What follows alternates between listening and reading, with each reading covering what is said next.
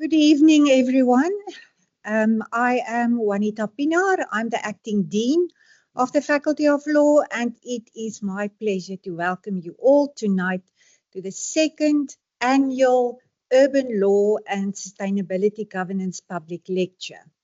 It's wonderful to see so many familiar faces, and it's also good to see a lot of new faces. Welcome to the Faculty of Law staff, and we also have colleagues from other faculties at Stellenbosch University, as well as our neighboring universities and faculties. And I see students and I see postgraduate students. You are all very welcome. And there's also an online audience. Welcome to everyone. Of course, a special word of welcome to our guest speaker. There you have all the details. It's Professor Edgar Pieterse, and he is going to speak to us about Truncated Futures for African Cities. So today is 15 May. We are halfway through May, and we had a lovely, sunny, balmy 28 degrees. It feels like summer. Tomorrow is going to be in the high 20s again. And the newspaper announced we are actually experiencing beach weather. Should we be worried about that? Has that got to do with climate change and global warming? And more importantly, what does that mean for sustainability governance and the impact thereof on various environments, natural environment, urban environment? Well, fortunately for all of us, we are in excellent company. We have the people who have the answers. So with the urban law and the critical research that you and your team do, Anel, and of course also the research that our guest speaker does. And it is in that light that I wish you a pleasant evening, but perhaps also an interesting and an informative evening, so that when we leave tonight, we have more insight and also better understanding of the issues linked to sustainability governance. I'm going to hand over to Professor Anel du Plessis, the incumbent of the chair. She will introduce our guest speaker. Thereafter, there will be some time for questions and answers. And then the final vote of thanks will be delivered by Professor Sadula Kajiker. He's the HOD of Mercantile Law, whereafter you will all be invited to join us for refreshments, seeing that it is such a lovely evening. Have a pleasant evening. Thank you.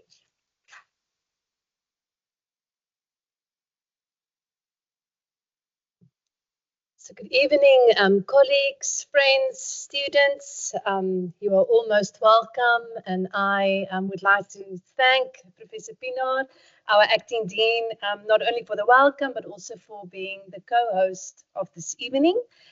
And before expanding on the life and the work of our esteemed guest speaker, Professor Edgar Pieterse, I would like to just briefly share some thoughts that informed our decision to invite him for this second public lecture hosted by our chair. So as many of you are aware, the United Nations Sustainable Development Goal 11, which has been in effect for a decade, calls for safe, inclusive, resilient, and sustainable cities, backed by the new urban agenda. Together, these international policy documents and various other instruments adopted at the international, regional, and domestic levels aim to serve as concise, action-orientated, forward-looking, and universal frameworks for sustainable urban development. Now, the critique leveled against these documents aside, the underlying messages confirm that in the words of Professor Pieterse himself, this is always dangerous when you get quoted many years later, was described as follows: that the existential core of urbanism is the desire for radical change to bring all the good implied in the original utopian association of the city. Yet, and I quote him further, this radical impulse stands in contrast to the necessary prudence and constraints of incremental change, which is the only way of intervening in conditions of profound complexity and entrenched power dynamics embedded in capitalist modernities. So as time goes by and the clock is ticking in the face of global climate change, intensifying transnational and other forms of conflict, political regime changes and dwindling economic stability, it is becoming more and more evident that fragmentation, real and perceived disconnect between urban places, processes and path dependencies, politics, as well as performance, challenge us to stand still and confront urgent questions about the African city as a space, as a way of life, as a governor, as a governed, and as a critical agent in the pursuit of social justice, environmental justice, equal opportunity, and sustainable futures for all. So these questions are necessary to help unravel and, most importantly, respond in both legal and non-legal terms to the profound complexity that comes with rapid urbanization. So Africa's cities are said to be among the fastest growing in the world, and they are also among the youngest, undergoing rapid transformation. More than 70% of Africa's growth between now and 2050 is projected to happen in its cities, while economic inequality remains a characteristic of many, with all the legal implications that come with it. It's against this background, as I'm sure you will soon realize, that there's no better suited expert than Professor Pieterse to address us this evening. Edgar Pieterse is the founding director of the African Centre for Cities, ACC for short, at the University of Cape Town, and professor in the School of Architecture, Planning and Geomatics. He held the DST NRF Sarchi Chair in Urban Policy from 2008 to 2022. This is a long time. His research and teaching explore alternative futures, sustainable urban infrastructure, placemaking, public cultures, and adaptive governance systems. And in my view, he's a very unique and innovative academic in that he publishes different kinds of texts, curate exhibitions, as well as facilitate difficult conversations about pressing urban problems. Since the founding of the ACC in 2007, he has published 3 co-authored books, most recently Cities Rethought, A New Urban Disposition, and this was launched in Cape Town not less than 2 evenings ago. And there was also in the past few years 9 co-edited volumes dealing with a wide-ranging set of topics related to contemporary urbanism and placemaking, alongside the occasional magazine Cityscapes. He's co-principal of CS Studio with his long-standing creative partner, Tal Tavengwa, as well as provost of the Norman Foster Institute in Madrid. Edgar's scholarship is animated by a need to make sense of the ways in which climate change, multidimensional inequality, informality, governance, and technology intersect in urban spaces, especially in African cities and other cities in the global south. His work lays the basis for various scholars in other disciplines, including urban law. Edgar's practice is enriched through active engagement with various global think tanks and research centers that share a commitment to system transformation and fostering radical imagination. He has worked with a very long list of highly influential partner institutions in many countries and cities of the world, including Berlin, Stuttgart, London, Bangalore, Johannesburg. That specifically is the Gauteng City Region Observatory, Hamburg, Barcelona, and the list continues. I'm sure you will all agree what an extraordinary change maker in and for cities in Africa and beyond. So welcome and thank you, Edgar.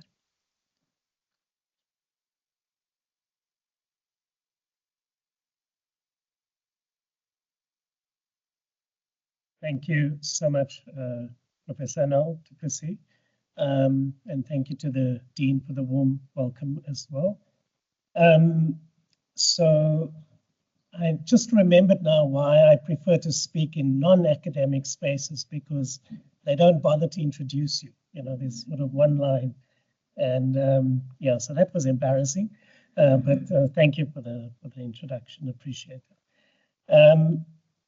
So I'm pretty sick, so I sort of feel a little bit out of body, and normally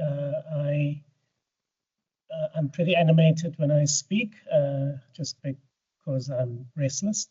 And so yeah, so I'm going to have to take quite a lot of water breaks and go a little bit slower than I would normally speak. But hopefully it will be coherent. I can't hear myself too well, so I have no way of judging it. But I just wanted to give you a heads up on that. So when Anil engaged me about potentially doing this, I was really pleased because I like the idea of public lectures. I feel it's important for scholars, for universities to open their doors as wide as possible, to foster debate, engagement, dialogue with society at large. We've lost our way as universities. We are irrelevant to the current moment. We don't know how to reinvent ourselves as institutions that can truly underpin and propel the transformation that society needs. And so these occasions where we can make ourselves vulnerable to the kind of concerns and questions and pressing urgencies of non-academic audiences are absolutely critical, in my view, to revitalize our sense of purpose as universities. And I am allowed to say that here because I am a visiting professor at the University of Stellenbosch, so I've got a dual identity, just before you accuse me of taking cheap pot shots.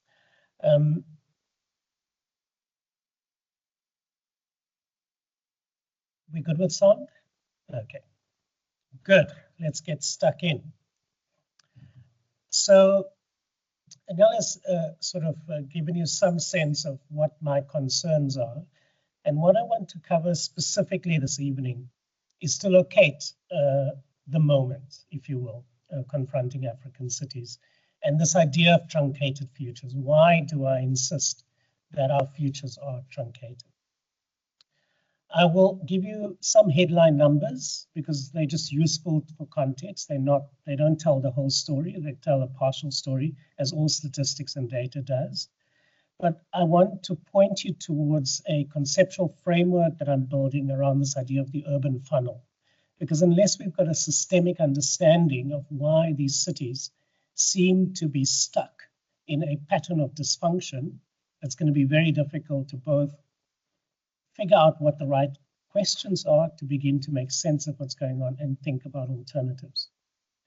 I then want to offer 5 concepts that we can think with. And these are concepts that I think are helpful, not just for priming research and thinking within the academic context, but also at this interface between the university and society. But I think it is as important to think with practice. And this is in some ways the central message of the book that we've just published called Cities Rethought, where we talk about an urban disposition that can connect the normative, the analytical, and practice. And then I want to conclude with, okay, you've given us all this sort of horrific statistics. You've told us that we are trapped in this funnel, and you've suggested there are a number of concepts and practices that we perhaps could be thinking with. How does one then inhabit the moment? How does one inhabit truncated futures? So the first data point is self-evident. Couple of things. One, Africa is the fastest urbanizing region in the world at the moment, but it's off a low base. And so we're the last region that is undergoing its urban transition. However, this is not so much the important story. The critical story is that the African regional differentiations are absolutely dramatic. So West, Central, and East Africa are just about starting with the urban transition. So between now and 2050, West Africa will treble the urban population, treble, in just 25 to 30 years. And the form of that will be completely distinct because you're talking about an extended urban corridor all the way from, if you will, Kalifeng in the Guinea, down past Lagos, Abidjan, Accra, and into the Gulf of the continent. East Africa is a little bit further ahead, but we're going to see similar dramatic increases. The point is that The 10 fastest growing cities in the world are on the continent, and we will add almost 1 billion people in our cities in just the next 25, 30 years. Okay? That is insane in terms of a scale of a challenge to deal with. Now, a way of thinking about that is that we all know how hard it is to just get something built, right? Just get a tiny renovation made, whatever. And yet 2/3 of our cities are yet to be built in just the next 25 years. I mean, let that sink in as regulators or people who think about regulations and rules, right? How are we going to achieve that? How is that going to be done? Can that be done within a predictive, accepted, legitimate planning regulatory framework? Is that even possible? Now, what is distinctive about African cities is that actually the vast majority of people are not going to live in Kinshasa or in Lagos or in Addis or in Cairo. They're going to live in much smaller urban places. And that's important because when we think of the mega cities, we assume a scale of challenge that is unthinkable. Kinshasa, for example, has anything between 16 to 18 million people. It has an infrastructural footprint that goes back to the colonial era that was designed for 250,000 people. So there are 15+ million people in that city with no access to conventional urban infrastructure. And the city functions. It runs. It has a life. It has a dynamism to it, and it is productive in its own way. We don't know what sense to make of it, but that is just what it is. So these smaller urban places are maybe more interesting to think with in terms of regulatory, governance, political, and economic reform. But let's dwell a little bit more on the specificity of the African urban condition. The first point is that if we look at where people live in these cities, in the vast majority of African countries, they live in slums. They live in informal settlements. So quick footnote, South Africa is an outlier. We've got about 22 to 24% of our urban population living in slums, if Stats SA data is to be believed. But for the rest of the continent, it's the inverse of that, by and large. Okay, this is just a country-by-country breakdown, gives you a sense of the gray bar are people living in informal settlements, and the blue bar, part of the bar, are people living in formal housing. And the red dot is the rate of urbanization on the axis on the right. The second dimension to understand is that not only do people live informally, they also work informally. So the vast majority of the urban labor market is in the informal economy. This again shows you the data for all African countries. And as you can see, the blue bar reflects us, people in formal jobs, right? We are the exception, not the norm.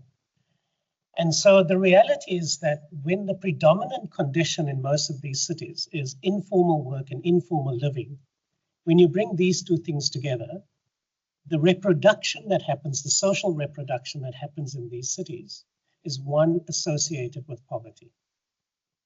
Now, that's not the only story. There's a lot more going on. These are complex livelihoods where people navigate their challenges, but that is the predominant condition. And so to underscore the significance of what makes the African story different, this data point is helpful because what it tells us, this is World Bank data, and it tells us that 2/3 of the global population that live in extreme poverty, so that's below the income poverty line of $2.15 a day,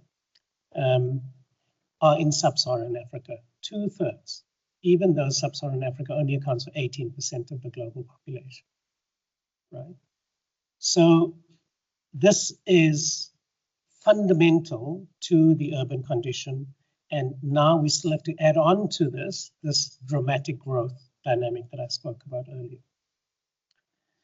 The other observable data point is that we see that our cities, because they are growing without planning, they are growing in a sprawled, low-density format. And this produces spatial inequality. Because the way land markets are structured is that the urban poor can only afford to live where land is the cheapest. It means it's the furthest point away from economic opportunity. So inequality and urban form are inextricably linked to these conditions and dynamics. And unsurprisingly, again, because of the absence of anticipatory planning, because of the absence of improvisational production of livelihood, 70% of African cities are highly vulnerable to climate-related events, according to the IPCC's 2023 report. 70%. And again, if you look at an intra-urban context, because of the inequality dimension, the people who are most acutely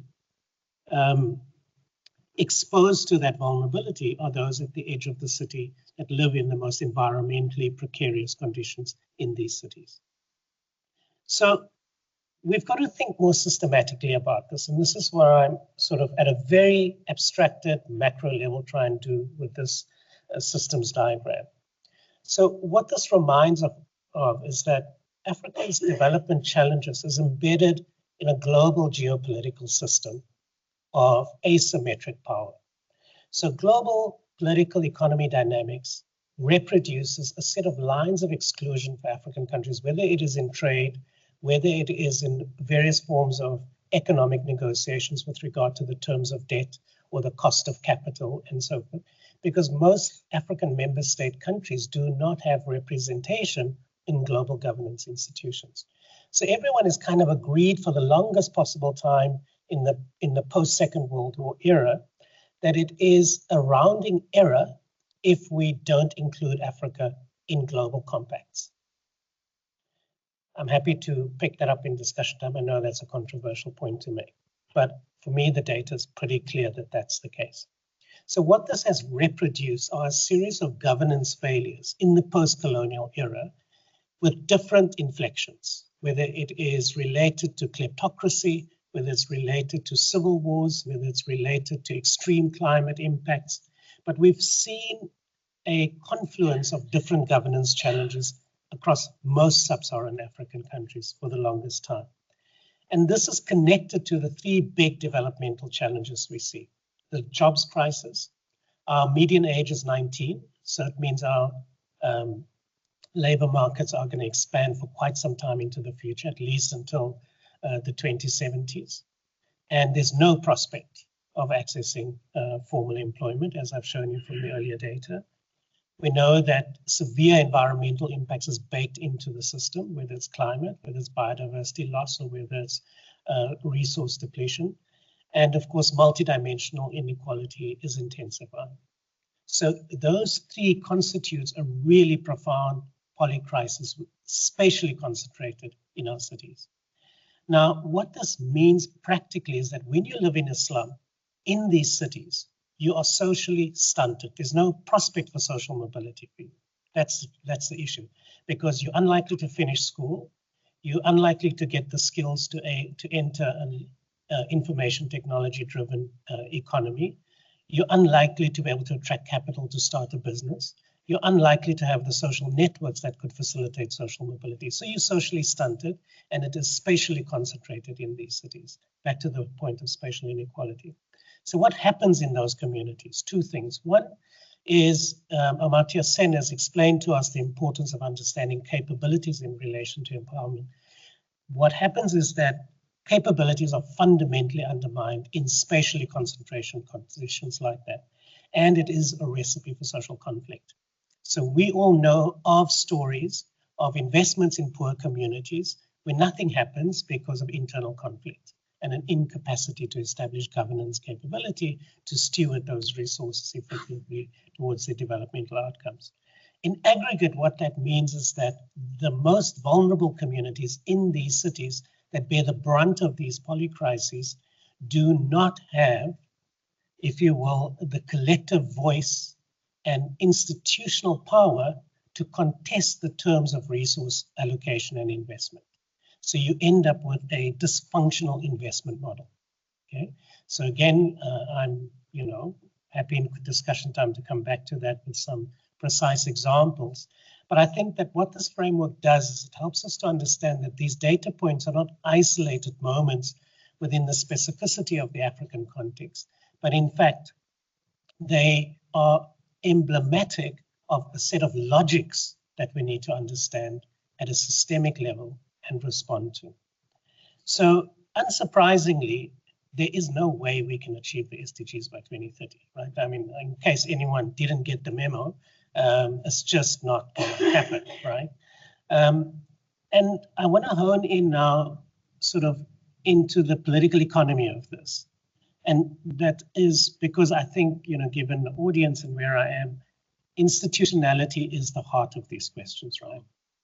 So for me, the governance challenges boils down to three very precise things that we need to empirically define and study and make sense of, because we just don't have enough of these empirics.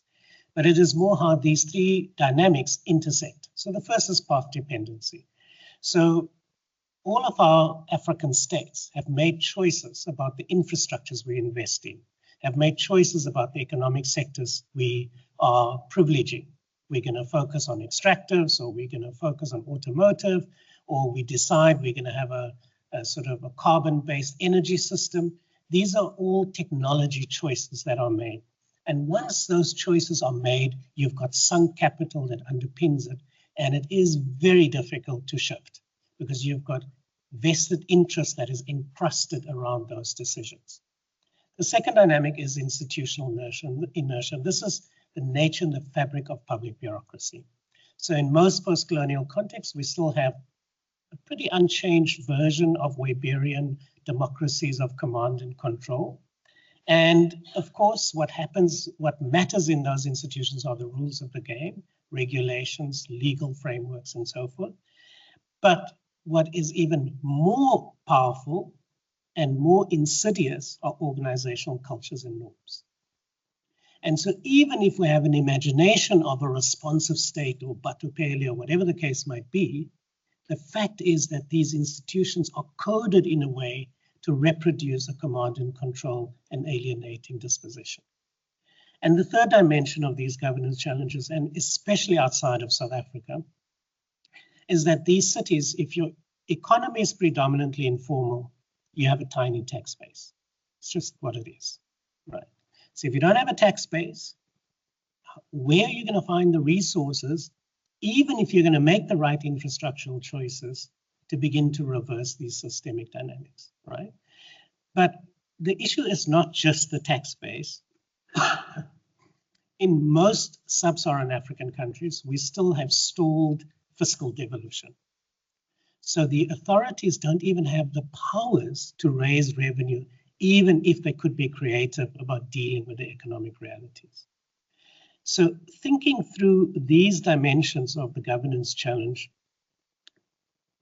leads us to recognizing that this is a knot. It's a systemic knot. You can't just solve one part of it. You've got to think in an integrated, interrelated way across these dimensions, which is why it is so complex. So I want to move on then to how we might draw on a set of concepts that could help us in our journey in how to navigate this truncated future. And I'll deal with dissonance, transitions, interregnum, systemic knots, which I've already sneak peeked, and adaptive leadership. So dissonance is a psychological term for holding two opposing realities together at the same time, right? And what I want to suggest to you is that the dissonance has become the norm in our societies in the contemporary era. Couple of examples. We've seen, with the ascendancy of the Trump presidency, the slogan of drill, baby, drill, right? Apology.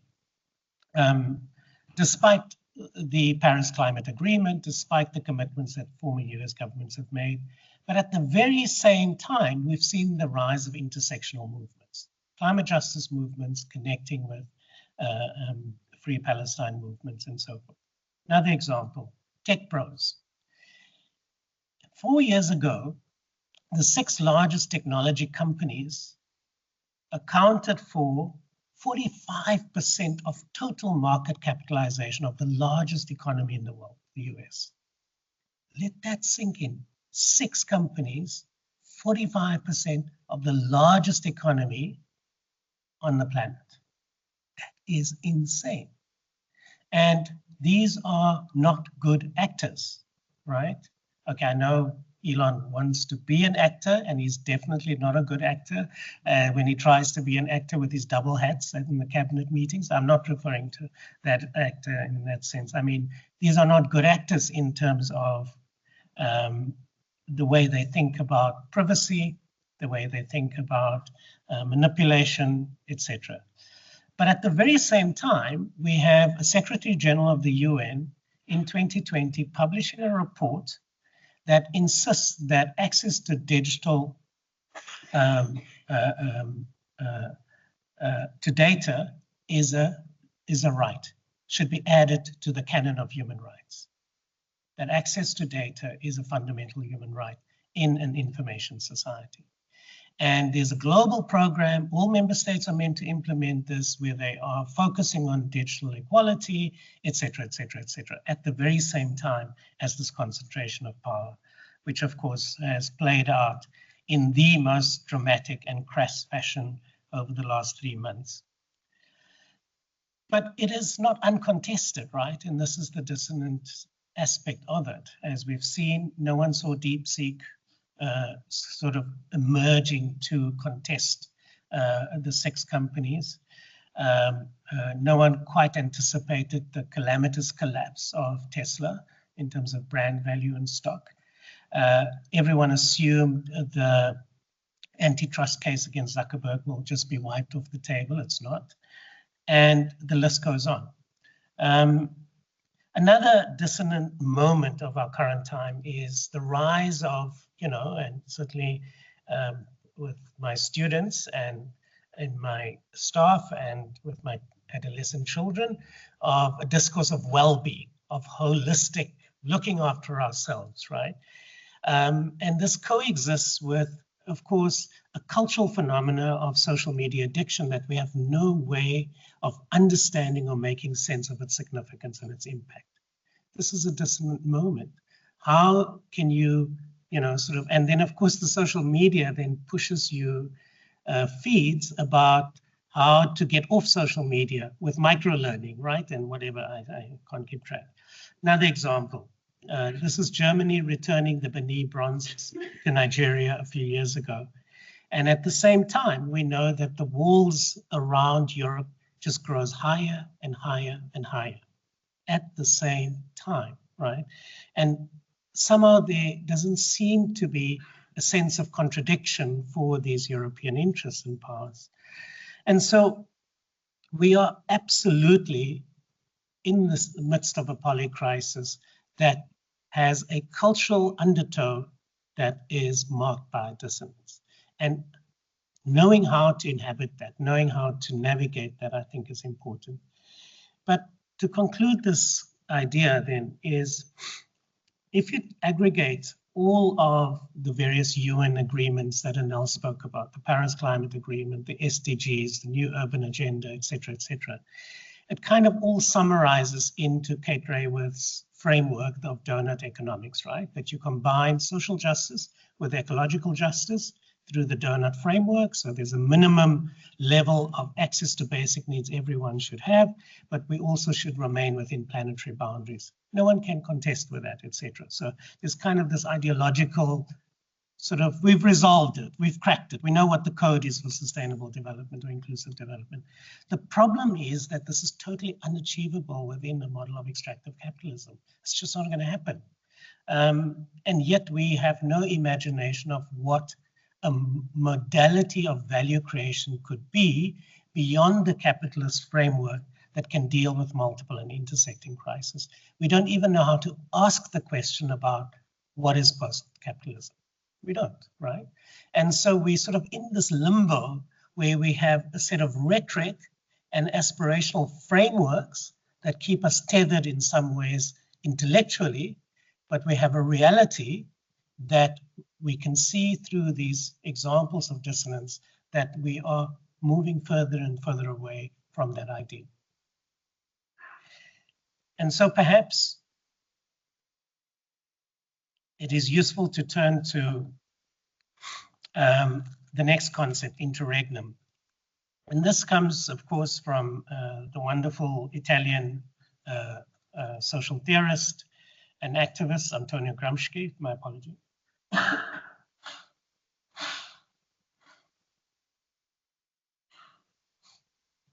I did warn you, so apologies for that. And Gramsci says, the crisis consists precisely in the fact that the old is dying and the new cannot be born. Not that it's not yet born, it cannot be born. In this interregnum, a great variety of morbid symptoms appear. So with that in mind, let's turn to the concept of transitions. And I want you to sort of walk with me and pause with the work of a Peruvian economist, Carlota Perez. And Perez has done over her career this monumental history of technology innovations. And in her work, she has demonstrated how, with the start of the Industrial Revolution, we've had successive technological waves. And each wave starts off as a speculative bubble. The bubble grows and grows, it collapses, there's a deep economic crisis, the state steps in, and through the state's intervention, this technology becomes deployed across the entire system. And you can see there all the examples. And the important point about this is that we are supposedly right at the cusp of the sixth industrial revolution, anchored by AI and the Internet of Things, robotics and drones, and of course clean tech. Now, this is important because what I want you to kind of think of, if Africa's urban transition is kind of only now taking off, it is at a very different economic moment than when it happened in industrial Europe 200 years ago. So the choices and options available to us are very, very different, but also the opportunities. But we've got to understand that technology and technological revolutions are always dialectically interconnected with other meta trends, whether it is environmental, whether it is urbanization in terms of its demand for services and land, whether it's demographic, we have a youthful population, Europe is aging, and very importantly, the shift of economic epicenter of the global economy to Asia. But the point about the sixth industrial revolution is that it will be unevenly deployed. And this will inevitably mirror geopolitical dynamics and national path dependencies. The heart of these transitions is the concept from Schumpeter of creative destruction. So this is the idea that as the new emerges and it displaces the old, it produces friction, disruption, conflict, and this is often really, really intense, right? And so it's important to understand that if this is a logic in this process, it has to be understood, governed, and steered. And in some ways, the kind of nightmare we're living through as South Africa at the moment with a sort of orange man sort of being obsessed with us is, a reflection of, in some ways, some of these convulsions, right? What are the issues? It's critical minerals. What are the critical issues facing the continent? It's the DRC, Rwanda conflict mediated by M23. What is all of that about? It's about the sixth industrial revolution, right? So unless we can deal with the institutional question, unless we can unknot the systemic challenges we face of path dependency, institutional inertia, and limited resources, it's going to be very, very difficult to deal with the scale and the scope and the urgency of the urban transition of the African continent. So we've got to figure out how are we going to navigate the urban transition amidst the economic and technological transitions, and how that is unfolding within absolutely profound power asymmetries. What is it going to do to the labor markets we've got to manage, given the expanding nature of our labor markets? and especially in the context of AI displacements that will affect us as well. And then how do we think about building less unequal societies and cities? And what does it mean to talk about effective, to being effective amidst institutional dysfunction and mismatch? And I believe this is why leadership is particularly important in this moment. And this is not a conclusion I've sort of arrived at accidentally. It has been through a body of work I've been doing with colleagues at ACC over the last 4 years in the Amali program. This is a leadership program for African mayors and governors. And we get 15 African mayors, usually not South African, to spend a week with us. And then it's a 10-month online program. And in this program, we debate what adaptive leadership might mean in a context of the challenges that I spoke about earlier. And the sort of skill set that is needed to deal with adaptive challenges as opposed to technical challenges is really about building a shared narrative across society and being able to facilitate collective action towards that. So there's no other way because of the resource constraints that I spoke about earlier. Secondly, people need to feel a sense of ambition, that the leaders want to get significant things done, and they are willing to have the difficult conversations about trade-offs, right? And thirdly, institutional alignment is a precondition for a practical delivery agenda. And lastly, you've got to put down delivery deposits. People need to feel a difference, even if it's modest, within their lives. These are all lessons that I've sort of come up from these mayors. And lastly, you've got to find your voice in learning how to simultaneously be ambitious, transparent, modest, and generous, basis of trust. I'll give you a quick example a little bit later on one of these mayors, and this will make a little bit more sense. So let me turn then, in the last part of my talk, to some practices that we can think with and move with. So I just want to do a small advertorial because it's relevant. So I'm absolutely obsessed, because I work at the scale of the issues, with examples that can give both inspiration and can kind of be early signs of countercurrents, right? And so this portal, infrahub.africa, is a portal we created with 2 sets of partners. The Urban Futures Studio at Utrecht University, and then your very own Center for Sustainability Transitions.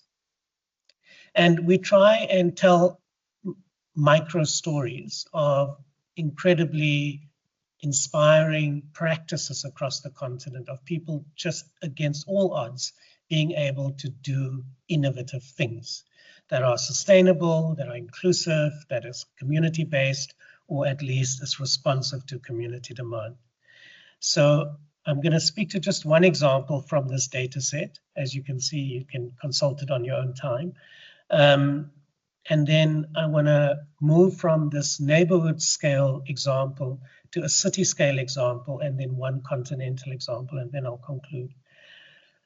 So this is exhibit 1. I thought I'll be cheeky and talk about exhibits, given my audience.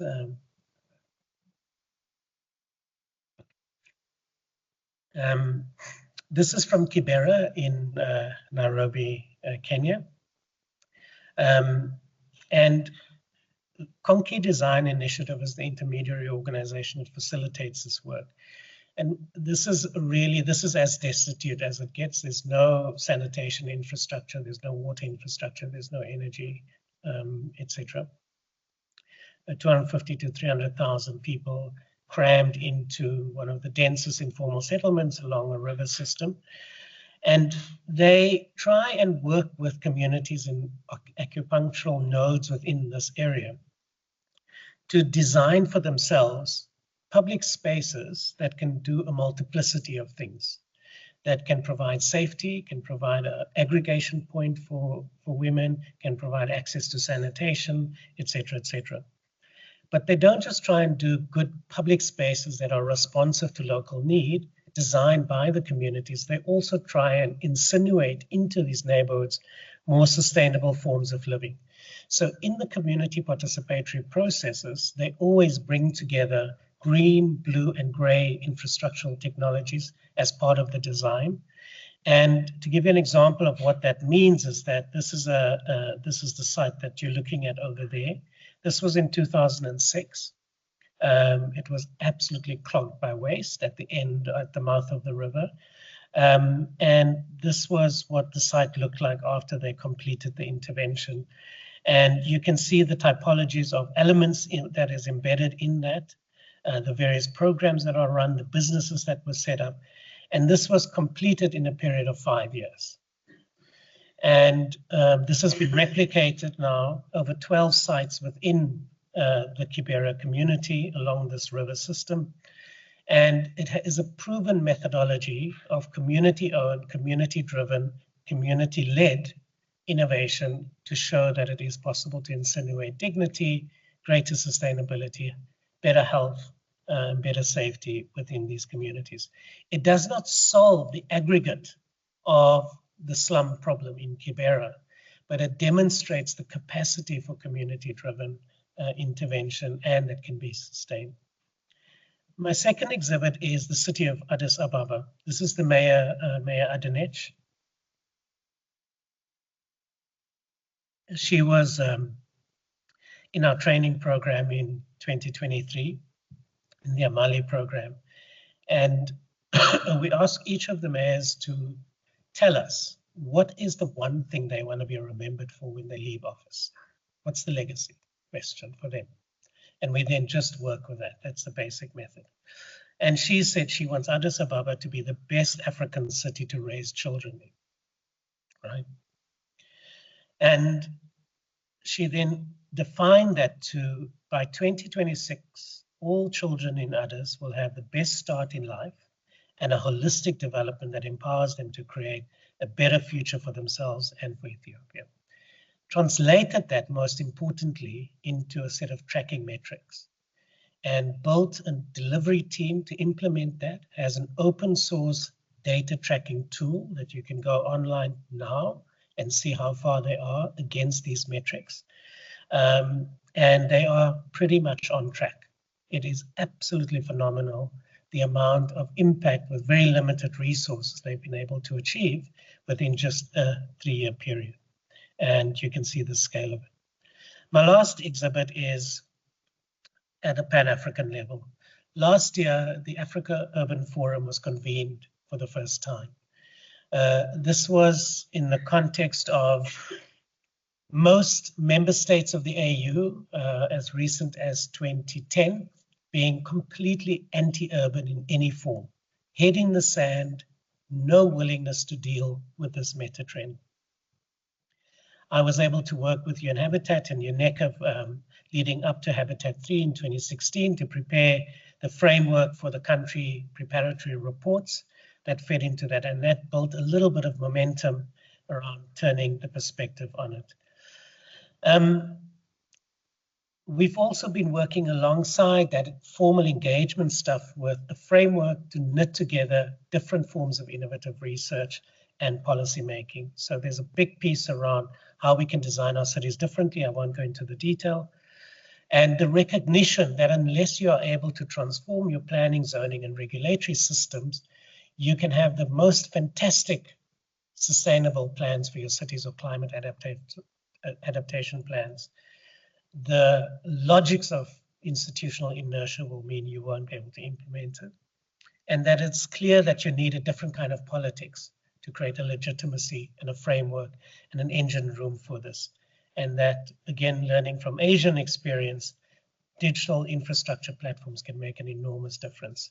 Not the focus of what I want to talk about today, but I just want to reference the fact that we've got a conceptual frame to both bring academic research and the policy advocacy work together. That's the frame.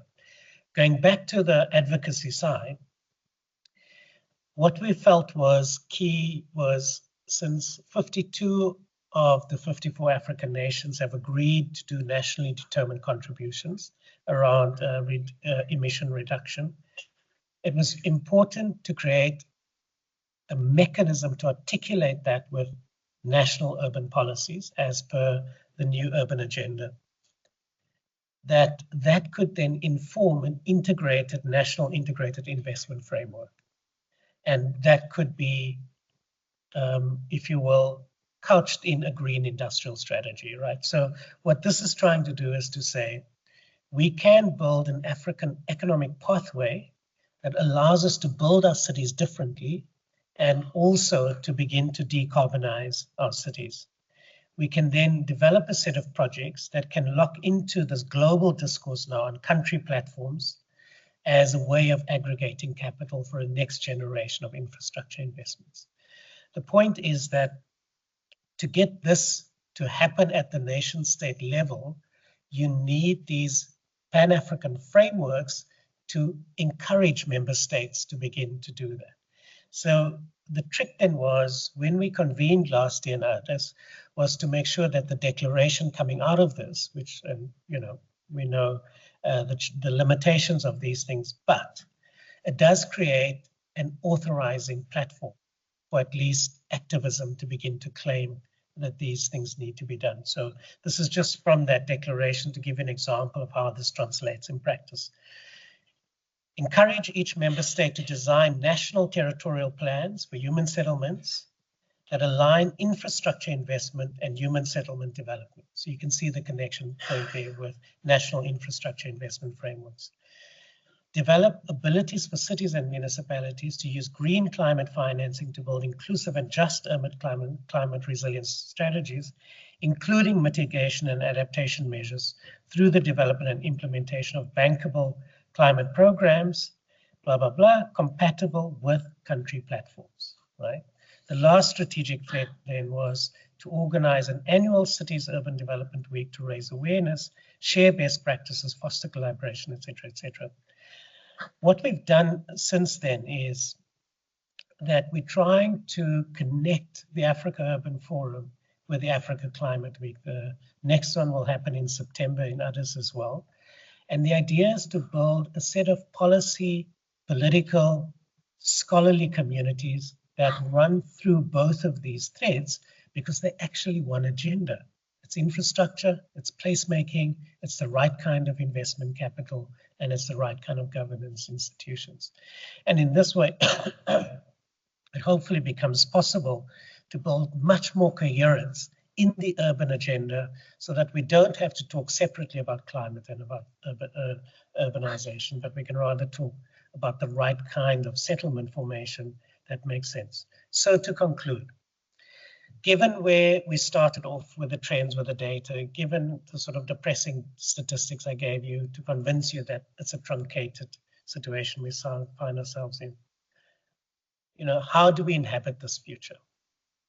So for me, the game plan is you have to not give up on the nation state and on national legal policy frameworks. It's absolutely fundamental to enable a whole range of different actions.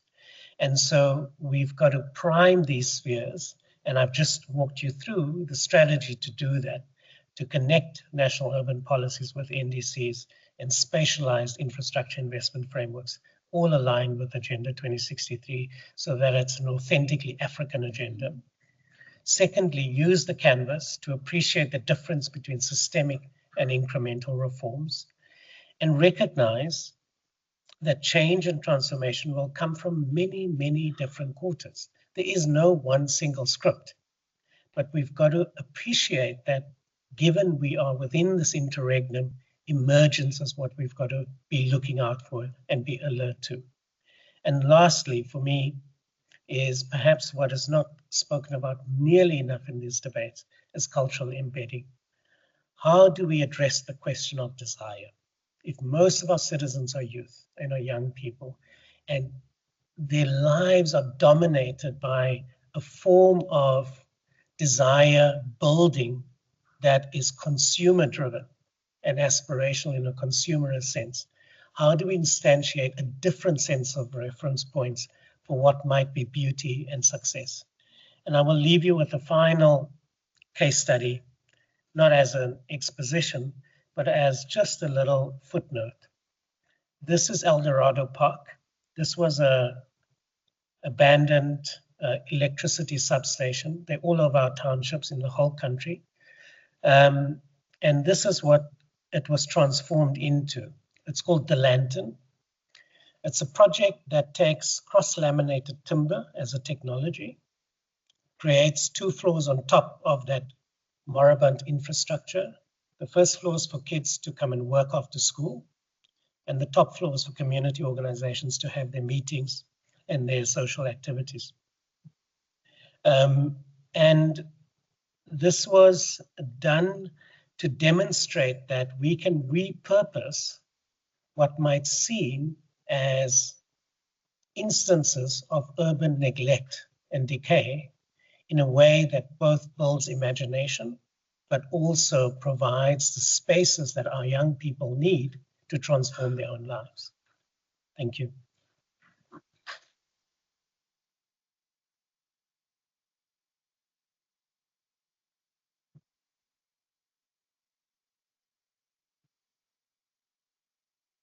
Thank you very much, Professor Pieterse, for an enlightening talk that strikes deep. I'm sure you would all agree. We sit here in a city.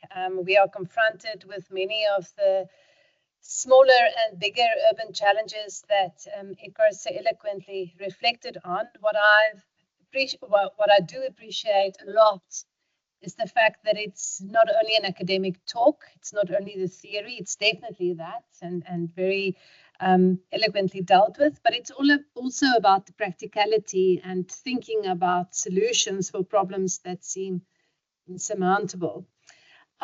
So you could hear our speaker cough and you could hear him straining his voice. So Edgar, I almost feel it feels wrong to even invite questions. But he says it's fine, so I think let's take a round of questions. We've got the opportunity. Comments, I guess, would also be welcome. And we've got a few mics doing the round, or at least one. So may I invite questions or comments? I see Liam's hand. Thank you, Liam. Atmark, is it Atmark? And there's another hand here. So 3 questions, starting with you, Liam. Good evening, Prof. Thank you so much for a really awesome lecture. Even though you were a bit sick, it was still engaging, and I appreciate your time and effort. I understood you to say that the overarching frameworks like Agenda 2063 are crucial to achieving what we need to achieve, I suppose, with everything. Especially urban law and the issues around that.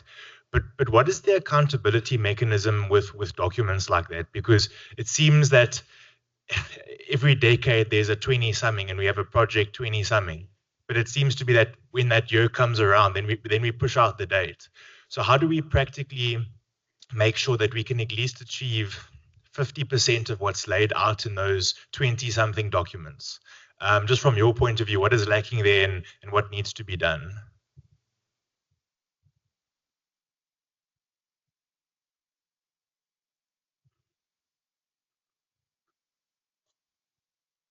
Yeah, thank you for the speech. I'm educated.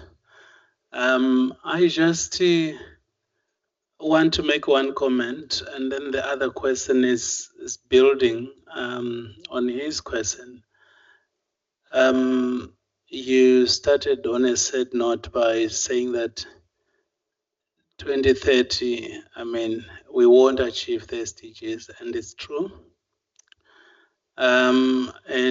Having lived in Addis Ababa, Ethiopia, for about 3 years, I was surprised by the claim that was made by the mayor that we want to change everything for children. It's not going to happen. I mean, the amount of poverty that you see on the streets and the killings that are taking place that are never getting their way into the media because Ethiopia uses Amharic. Right now there is genocide going on. I mean, I have had a call last night with the colleague who is Ethiopian just yesterday, last night. So my question was also on this, and I think with the US withdrawing aid, not just in specific countries, but even within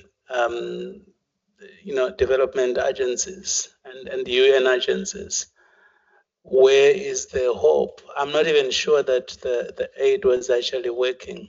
I think the system that is there has been built around just propping this desire for politicians and development practitioners to make more money. And I guess the withdrawal of aid from the US is actually pinned on that. There is no evidence to suggest that the goals that are stated in the frameworks are actually being realized, whether you're talking about African regional frameworks or global frameworks such as the Sustainable Development Goals. So where is the hope? I mean, if you come closer to home in this region, in other regions, people at least can demonstrate in the street, they can influence how politicians approach things. Not in many African countries, in about 95% of African countries, there is no space for voices that are not happy to find their way into policy and law. So, yeah, and of course we're seeing it with the big names that actually is the rich people that are driving the agenda, and the consequences, nobody's caring about the consequences, whether in urban areas or in mines or anywhere. So I would have wanted some thought on what you think we probably are not doing right and where is the solution. Thank you.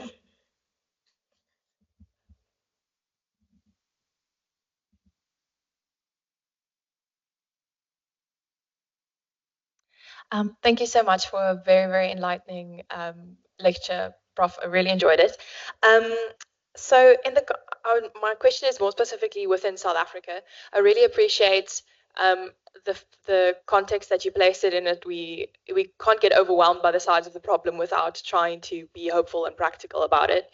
And so, at least when I look at South Africa, we are looking at immense growth in our urban areas, but we're also at the same time dealing with immense urban decay, especially in the city of Johannesburg. And it seems to me, at least, if we're looking, there's a lot of NGO and like civil uproar about it, but it's taking a really long time to reach government, or at least for the language of urbanization to reach government.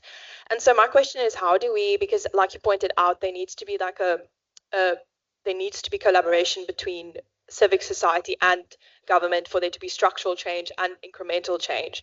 So as a voter, as a young person, what would you recommend is an effective way to try, or what should we be doing as a society to kind of get that language into government? How do we exercise some political pressure so that this is a priority for the people we're voting for? Thank you. Thank you.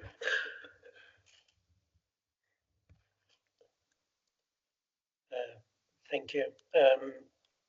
So I'll take the questions in the same order. So accountability frameworks, and are they worth the paper they're written on? So I think it's a few thoughts. One is governments, by the very nature of these institutions, they're designed to respond to certain kind of stimuli, right? So legal frameworks, global frameworks is a stimuli they've got to respond to because they've got to demonstrate that they are, functional, they're effective. So that does not mean the mere fact that they complete the annual report on the nationally determined contributions or the Africa peer review mechanism or whatever report it is that they produce and feed up the system, that either that the report is accurate or they believe anything that's in the report, right? So let's just separate those two things out. The second point to make is that they provide a reference point to open up a debate or a conversation about efficacy, right? So you will see all these governments, they'll hand in a report. There's, the one thing there's no shortage of is reports on these frameworks. The problem is that most of the time, and to maybe pick up on your question, civil society organizations, they don't connect the dots. So they don't take the government reports, their own research and advocacy work that they do, and say, wait a minute, you said X, Y, and Z, but actually on the ground, this is what's happening. And then the point is not to contest the statistical veracity of the report, but it is a political point. You want to contest that the government has a handle on the issue. And so the repertoire that you then go to is not scientific contesting of the data, but it is about storytelling. So civil society's most important power is that it can project a different narrative into the public sphere, and the state, even if it is highly oppressive, still requires a measure of societal, if you will, legitimacy to exist. And it produces that legitimacy by shaping dominant discourses within the public sphere. And so these things are about accountability. That's really what they're about, and about storytelling. So that's one part of it. The other dimension to this is that the politics at a Pan-African level is highly dysfunctional. It's built into the system, 54 member countries, vastly different interests, vastly different political conditions, vastly different cultures. And so in some ways, these things are often the lowest common denominator in those countries. And so, so the strategy is always to differentiate and to look at the exemplars. So I'll give you one example. On a whole bunch of the human rights questions, Rwanda ain't going to show up to the table that much. But on anything related to IT, they'll be first in the queue.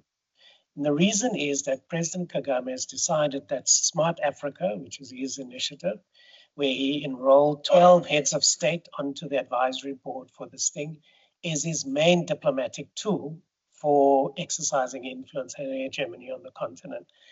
So now, of course, within that, what is interesting is that they've made the right to digital access a big political priority in the case of Rwanda. And so you can leverage that with other member states because, etc. So it is much more it's less about taking these frameworks literally and more about understanding their potential value within a nuanced reading of the political economy of the continent. And depending on the issue that you work on is how do you use it within a larger repertoire of strategy and tactics to move an agenda forward. So to come to your point,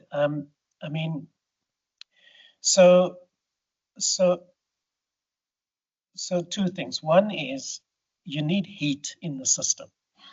If there ain't heat, there's going to be no change, right? So, but you also need the starting points of alternatives. I wouldn't go so far as to say as solutions. I think the idea that anyone has a solution to anything is absurd, to just begin to respond to the second gentleman. But because once you've engendered enough heat into the system, which in a sort of highly adversarial context will be direct action, will be forms of direct engagement, protest, and so forth, it then creates room to have a conversation, because irrespective of how repressive a regime is, on any issue, whether it's a national question or whether it's a local question, you have to at some point get to the point of a negotiation. You have to, at some point, you've got to get there, right? It might be permanently deferred, but in most cases, there are opportunities for that. You then have to be ready for how you want to frame what the next conversation is. That means you've got to engage in prefigurative research and experimentation with alternatives. Not that they are solutions, but they give you at least the right entry points to begin to build a different approach to that specific problematic that you're interested in. So to be more pointed, so a lot of civil society organizations that I'm familiar with in the South African context are very lazy. They don't read. They don't engage. They're very happy to be on their soapbox and to pontificate about how evil and corrupt and whatever the regime is, but they don't want to do that, right? And I can give you a dozen examples of policies that were designed so that civil society will activate the specific issues within the government's policy, but civil society had never read the policy, so they never get to that point, right? And I can go through many examples. So that's one part of it. The other part of it is that I think that it is generosity has been lost in politics. It is really important to, even if you think the municipality is corrupt, even if you're whatever, there's got to be a generosity of spirit that you can sit around a table and have a conversation. And if that, and again, in the sort of inflection of a lot of contemporary struggles, that generosity just isn't there. So thanks for your reflections and comments. Most of it were comments. I won't respond. I just pick up on the one point you made. So on your skepticism about the impact of the ECD program in others. So I've looked at two reports from the Van Leer Foundation and from the Cities with Children, which are international institutions that have got no vested interest with the Ethiopian or the Addis Ababa government, where they've done an independent audit and verification of the metrics that I showed. And that's the basis of the information that I shared with you, and not data from the city of Addis Ababa itself. So I appreciate your skepticism about, given the larger context of the political economy in the country at the moment. But yeah, just to sort of clarify what the source of that data was. Thanks. Any further burning questions? I see one from Professor Pieterse, and then there's another. And let me then suggest we conclude with these two. So, Jaap. Thanks very much. Thanks for a brilliant lecture. I'm really glad I came. So I'm Jaap Pieterse from the University of the Western Cape. I wanted to sort of zoom in on the issue of institutional inertia. I wanted to zoom in on the issue of institutional inertia and sort of ask you the question, in your experience, do you see any pattern or trend in the extent to which national governments are taking city governments more seriously? Because African cities must be governed by city governments, and we see very often that there's a combination of historical, colonial legacies, complicated legal frameworks that often result in the African city government being emasculated. And you hinted, about the tax powers issue. In my view, in two respects. One is how the city is configured. Do you divide and rule and carve it up in 20 little city governments and then make it impossible for that city to govern itself in an integrated manner? And do you empower it with relevant powers? The fight that we have here about commuter rail and policing powers is a little example of that kind of contestation. How do you see that panning out across the continent? I know it's unfair because there's so many national governments, but maybe you can pick up on some trends, because I'm just curious to hear what you make of it. And thanks for a great evening.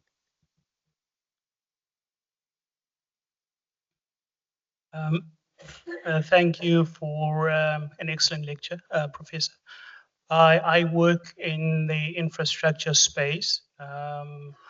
My question is, related to one of your case studies, the Kibera Productive Public Spaces Initiative.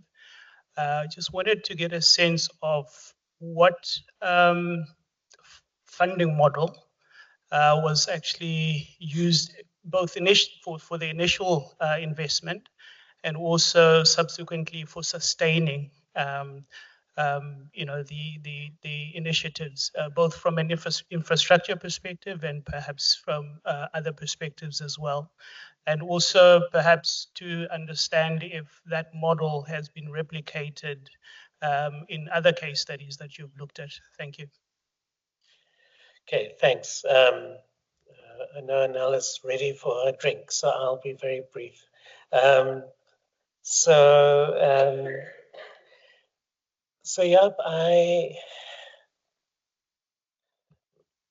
it's a very difficult question to answer, really difficult. So the only reflection I will share is that in our program with the mayors, we've had now 45 mayors over the last 3 years come through the program. And at least half of the total cohort was younger than 40. So there's something happening at the city scale in terms of a generational shift with political leadership, which I think is changing the game a little bit.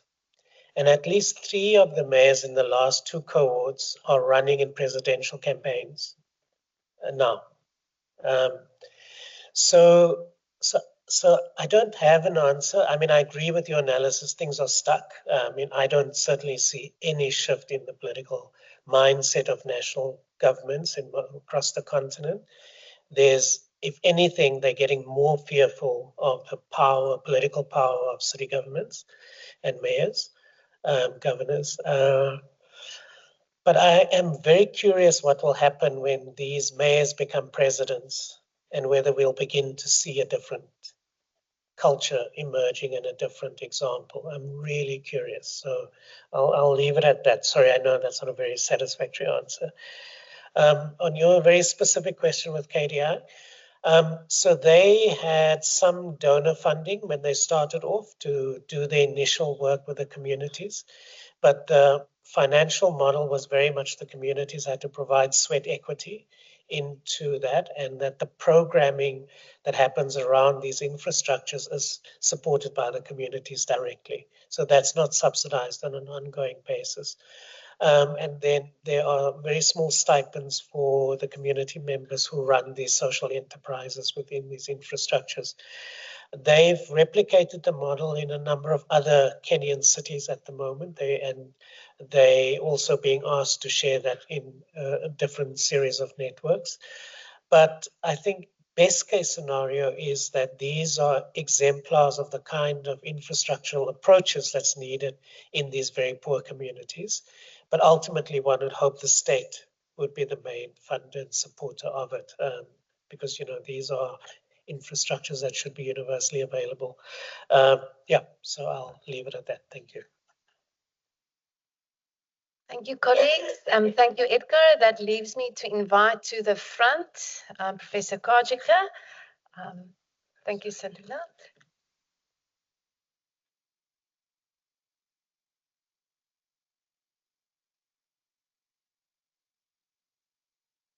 It's my pleasure to give the vote of thanks this evening. I must first, of course, thank our presenter, Professor Edgar Pieterse, for making time to deliver this important message to a public audience, and of course traveling through from Cape Town, even while being ill. I must say, given the quality of your presentation today, I would love to see you in full spirits, because I think it was really sort of detailed and important and well delivered. So thanks for the great presentation. We have to thank the Dean's Office and the Law Faculty Trust for their financial support to the chair in urban law and sustainable governance, and of course their funding for this evening's event. An event like this won't be the success it is without your participation and attendance. We didn't stream it, but a recording of this event will be available later. So if friends and family couldn't attend for one or other reason, tell them they haven't missed out. The content will be available later. And I'd like to therefore thank those in attendance who made the efforts despite other commitments, staff, students, other colleagues from various other faculties at this university and other neighboring universities, members of the public, practitioners, both in law and other disciplines like town planning, architecture, spatial planning, engineering, political science, and of course, members in local government or stakeholders in local government. So thanks for making the time to listen to this important message. Again, something like this doesn't take place without lots of people beavering and working in the backgrounds. So the logistics for the event, we have to thank our colleagues in the Dean's office, Shazneen Arnolds, Gerda Adams, Kathy Adams, and maybe on the more technical front, Alma Kutsen, who helped us with the technology, and because of her, it will be available to those who couldn't attend in person. And then a special word of thanks to Vuyaseka Klaas and Bryony Fox, who took the responsibility for a large part of the planning of the event and for what will follow outside, which I'm sure you'll delight in. So all that remains for me to do is to present our speaker with a little gift. You can't come to Stellenbosch without leaving with something.